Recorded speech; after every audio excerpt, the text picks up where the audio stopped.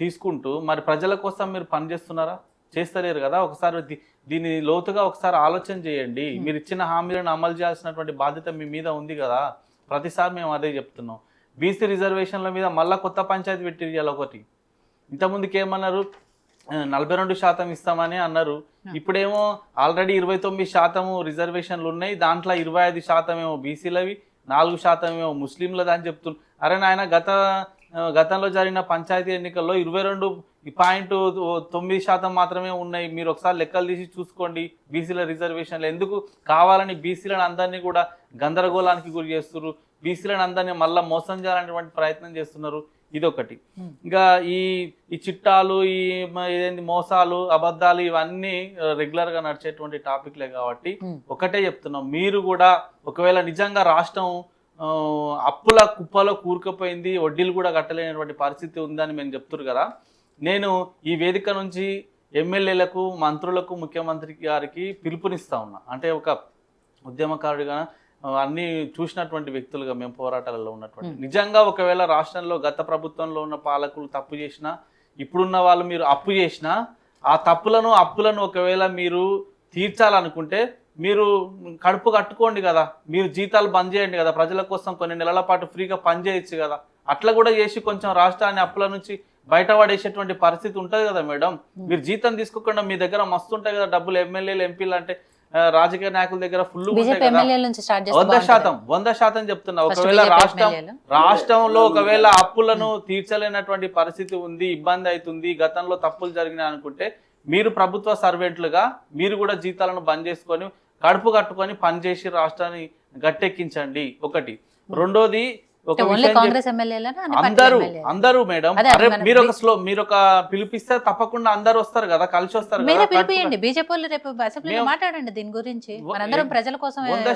100% మాట్లాడతాం.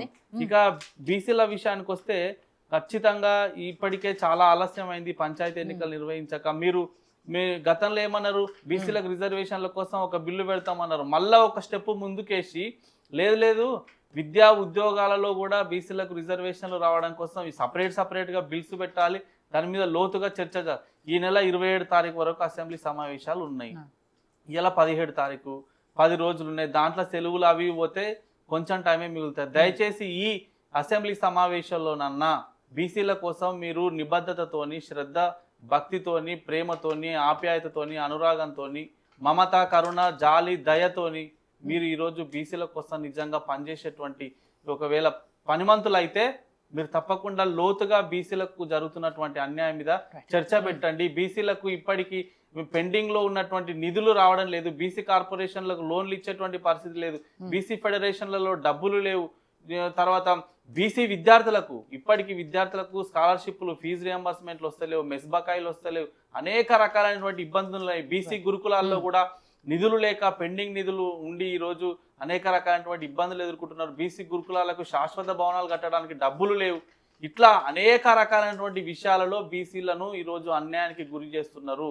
కాబట్టి మీకు నిజంగా చిత్తశుద్ధి ఉంటే ఈ బీసీ బిల్లుల మీద మీరు ప్రవేశపెట్టి ఏదో తూతు మంత్రంగా చేతులు దులుపుకోకుండా లోతైనటువంటి చర్చ చేయండి. అప్పుడే బీసీల యొక్క బ్రతుకులు బాగుపడతాయి. మీరు మొన్న చేసినటువంటి సమగ్ర కుటుంబ సర్వే ఏదో చేసిరు, విద్యా, ఉద్యోగ, వ్యాపార, అదేంటి ఉపాధి, ఆర్థిక, రాజకీయ, కుల గణన అని చెప్పేసి చేసి లాస్ట్ కుల అని పెట్టిరు.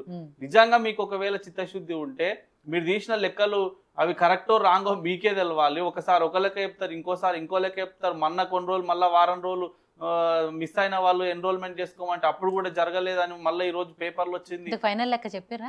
చెప్పలేదు. ఇప్పటి వరకు ఫైనల్ లెక్క తేలలేదు, చెప్పలేదు. కాబట్టి ఇప్పటికైనా మళ్ళా మీరు చిత్తశుద్ధితోని ఆ సర్వే ఏందో కరెక్ట్ చేసి బీసీల లెక్కేంతో తేల్చి 56% బీసీలు ఉన్నారు. గతంలో ఎన్నో సందర్భాల్లో చెప్పిర్రు.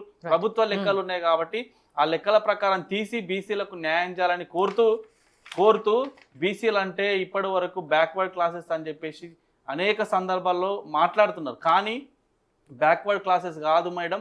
ఈ 75 ఏళ్లలో ఒక్క బీసీని కూడా ముఖ్యమంత్రిని కానియకుండా అనేక పార్టీలు అడ్డుకున్నా. ఇప్పటికైనా బీసీలకు వాళ్ళకున్న వాటా ప్రకారం ముఖ్యమంత్రులు అయ్యేటువంటి అవకాశం రావాలి, రాజ్యాధికారం రావాలని చెబుతూ బీసీలు అంటే ఈరోజు బ్యాక్వర్డ్ క్లాసెస్ కాదు, బీసీలు అంటే basic classes to all classes, బీసీలు అంటే base classes to all classes, బీసీలు అంటే బ్రేవ్ క్లాసెస్, బీసీలు అంటే beyond in thinking of all classes, బీసీలు అంటే బ్రైట్ క్లాసెస్, బీసీలు అంటే before in fight in all classes, బీసీలు అంటే బర్త్ టు ఆల్ క్లాసెస్ అని చెప్పేసి ఈ సందర్భంగా చెప్తూ 56% ఉన్నటువంటి బీసీలకు న్యాయం జరగాలంటే ఈ ప్రభుత్వం చిత్తశుద్ధితోని పనిచేయాలని సందర్భంగా కోరుకుంటున్నాం. రైట్.